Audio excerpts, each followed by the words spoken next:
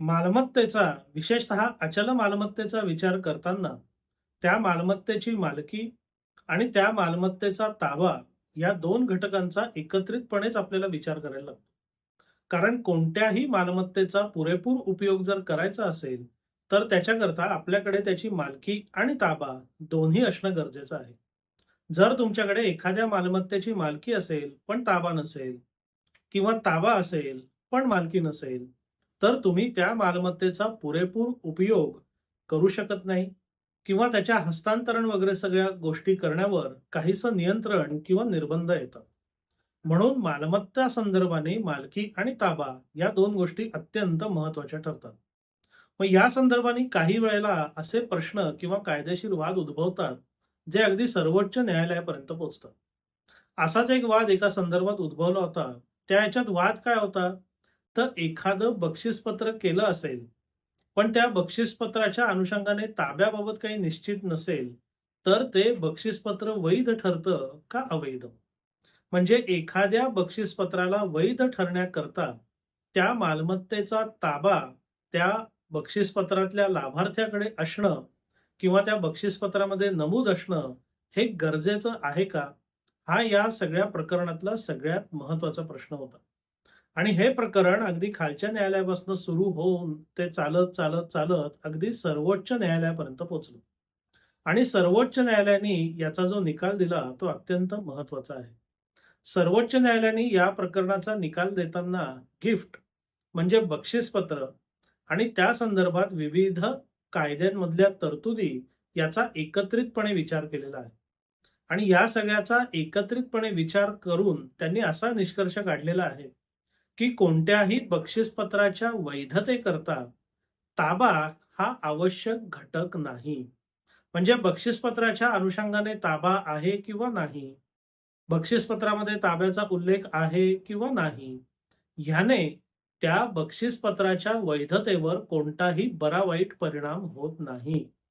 एखादं बक्षीसपत्र, बक्षीसपत्र म्हणून योग्य ठरण्याकरता ज्या सगळ्या अटी-शर्ती आहेत, त्या कायदेशीर अटी-शर्तींची पूर्तता करत असेल, तर त्या बाबतीत त्या मालमत्तेचा ताबा हा मुद्दा तसा कमी महत्त्वाचा किंवा गौण ठरतो. आता हा निकाल आलेला जरी असला, तरी मागच्या व्हिडिओत आपण जसं बघितलं, की कायदा आणि त्याला वास्तवाची जोड देऊन आपण सगळ्या गोष्टींचं आकलन करणं अत्यंत महत्त्वाचं आहे. कारण बक्षीसपत्र तर केलं, तर आपल्याकडे त्याची कायद्याने म्हणा किंवा कागदोपत्री मालकी तर आली, पण आपल्याकडे त्याचा जर ताबाच नसेल, तर आपल्याला त्याचा विनियोग करताना किंवा उपभोग घेताना काही अडचणी येतील का? निश्चितपणे येतील. आता बक्षीसपत्राने तुम्हाला एखादी मालमत्ता मिळाली, त्यामध्ये ताब्याची तरतूद नाही, त्या कारणाने तुमचं बक्षीसपत्र अवैध ठरणार नाही. हे जरी खरं असलं, तरी ज्या मालमत्ता म्हणजे ज्या मालमत्तेकरता ते बक्षीसपत्र करण्यात आलेलं आहे, त्याचा पुरेपूर उपयोग उपयोग आणि उपभोग घेण्याकरता आपल्याकडे त्याचा ताबा असलाच पाहिजे. आणि तो जर ताबा नसेल, तर वास्तविक प्रश्न आपल्यापुढे उभे राहू शकतात. म्हणजे बक्षीसपत्राने एखाद्याची मालमत्ता हस्तांतरित झाली, पण त्याच्यावर ताबा भलत्याचाच आहे. मग त्या ताब्याला कायदेशीर दर्जा आणि संरक्षण मिळेल का? त्याचा ताबा किती वर्षाचा आहे? त्याला प्रतिकूल ताब्याने मालकी म्हणजेच ओनरशिप बाय ॲडव्हर्स पोझेशन मागता येईल का? हे आणि असे गंभीर प्रश्न आपल्यापुढे उभे राहू शकतात.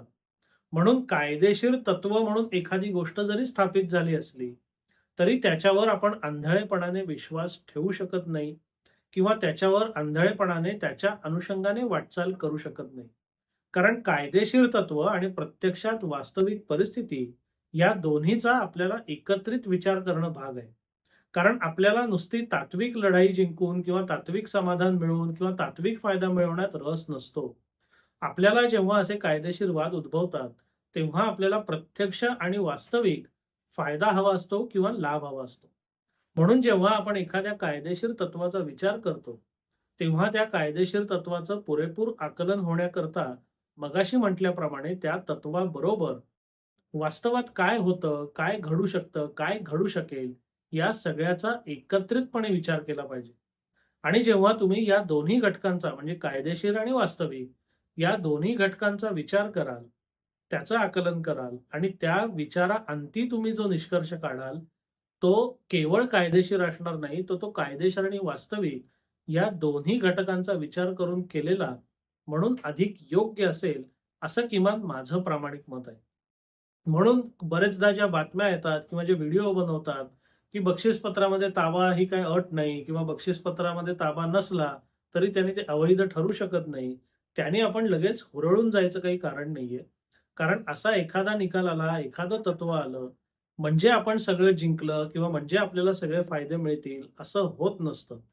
प्रत्येक प्रकरणाच्या अनुषंगाने मगाशी म्हटल्याप्रमाणे कायदेशीर मुद्दे आणि त्याला वास्तविकतेची जोड देऊनच आपण अंतिम निष्कर्षापर्यंत जर आलो, तर तो निष्कर्ष अधिक योग्य असायची शक्यता ही कितीतरी पटीने जास्त असेल.